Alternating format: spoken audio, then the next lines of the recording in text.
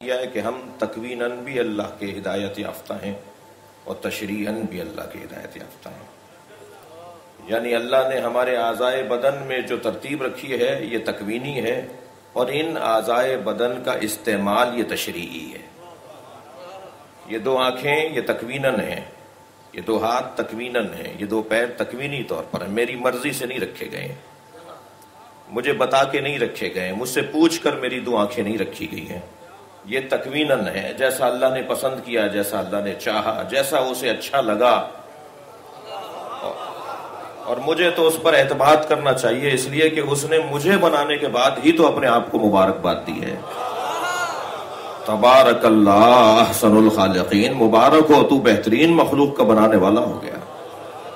صلوات پڑھ لیں گے محمد و آل محمد۔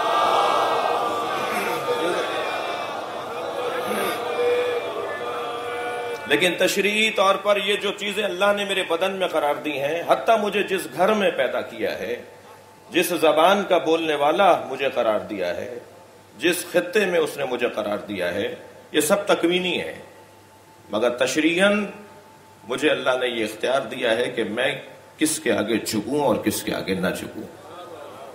حتیٰ اس نے خود اپنی ذات کے آگے جھکنے کے لیے مجھے تکوین کا، مجھے لفظ استعمال کرنے جا رہا ہوں، تکوین کا ڈنڈا استعمال نہیں کیا، زبردستی مجھے سجدہ نہیں کروایا۔ جی بہت سے اسے زبردستی کروایا ہے اس نے، لیکن یہی تو میری عزت ہے۔ میں اگر یوں کہہ لوں کہ اللہ نے جتنی عزت انسان کو دی ہے، اللہ نے کسی اور کو اتنی عزت نہیں دی۔ بہترین مخلوق بنانے کے بعد آزاد چھوڑ دیا۔ ہم مہنگی چیز خریدتے ہیں، اسے آزاد نہیں چھوڑتے۔ ہم اچھا گھر بناتے ہیں، اس کے لیے محافظین رکھتے ہیں۔ کوئی زور زبردستی ہماری ملکیت میں نہیں کر سکتا۔ لیکن یہ کیسا شاہکار ہے کہ جس کو اللہ نے ساری کائنات کے برابر قرار دیا ہے۔ میرے مولا علی فرماتے ہیں، انسان تو عالم کبیر ہے اور یہ ساری کائنات عالم صغیر ہے۔ یہ میں نے جلدی میں کہہ دیا کہ برابر رکھ دیا، برابر بھی نہیں رکھا ہے اللہ نے۔ یعنی ہمیں پوری کائنات سے افضل قرار دیا ہے، انسان کو ساری کائنات سے بڑا قرار دیا ہے۔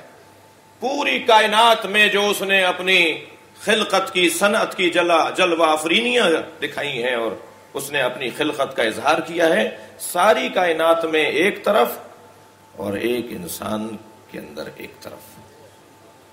سنوریہم آیاتنا فی الآفاق، قرآن مجید سورہ مبارکہ فصلت آیت نمبر 55۔ سنوریہم آیاتنا فی الآفاق، بہت جلد دیکھو گے، بہت جلد دکھلائیں گے ہم تمہیں پوری کائنات کے اندر اپنی نشانیاں، وفی انفسہم، اور تمہارے اندر اپنی نشانیاں۔ یعنی اللہ نے اپنی نشانیوں کو تقسیم کیا ہے پوری کائنات میں، اور اس 6 فٹ کے انسان میں، اس 6 فٹ کے بدن کے اندر ساری نشانیوں کو اس نے تقسیم کر دیا۔ وہاں ہواؤں کا نظام ہے تو یہاں بھی تنفس کا نظام ہے۔ وہاں اگر پہاڑوں کے ذریعے سے زمین کو ٹھہرایا ہوا ہے تو یہاں ہڈیوں کے ذریعے سے اس بدن کو کھڑا کیا ہوا۔ وہاں اگر فصل کا نظام ہے تو یہاں بالوں کے اگنے کا نظام ہے۔ یہ ایک 6 فٹ کے بدن پر کہیں زمین ہمیں بنجر نظر آتی ہے تو کہیں زمین ہمیں کاشت کے قابل نظر آتی ہے۔ یہ اتنے سے، اور پھر بعض اوقات تو ایک ایک وجب کے اوپر فرق نظر آ رہا ہوتا ہے۔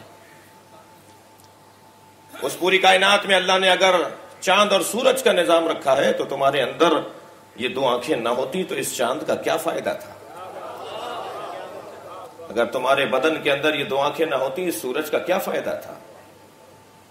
پروردگار عالم نے پوری کائنات میں جو نظام قرار دیا وہ اکیلے انسان کے اندر قرار دیا، اور اتنا قیمتی بنانے کے بعد اسے آزاد چھوڑا ہے، اس کو اس کی عقل پر چھوڑ دیا، اسے صاحب اختیار بنا دیا۔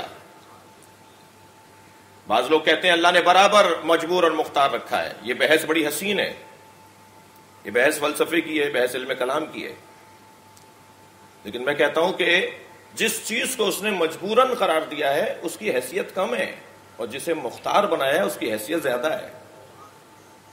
یہ جس چیز کو اس نے مجبور رکھا ہے، یعنی مجبوراً جس چیز کو قرار دیا ہے، میرا یہ بدن، اس کی حیثیت بہت کم ہے. یہ بدن اگر اس اختیار کے ساتھ نہ ہو تو یہ بدن کبھی شیطان کا بدن بن جاتا ہے, کبھی حیوان کا بدن بن جاتا ہے, یہ کبھی جانوروں سے پست ہو جاتا ہے, کبھی یہ پتھروں جیسا ہو جاتا ہے.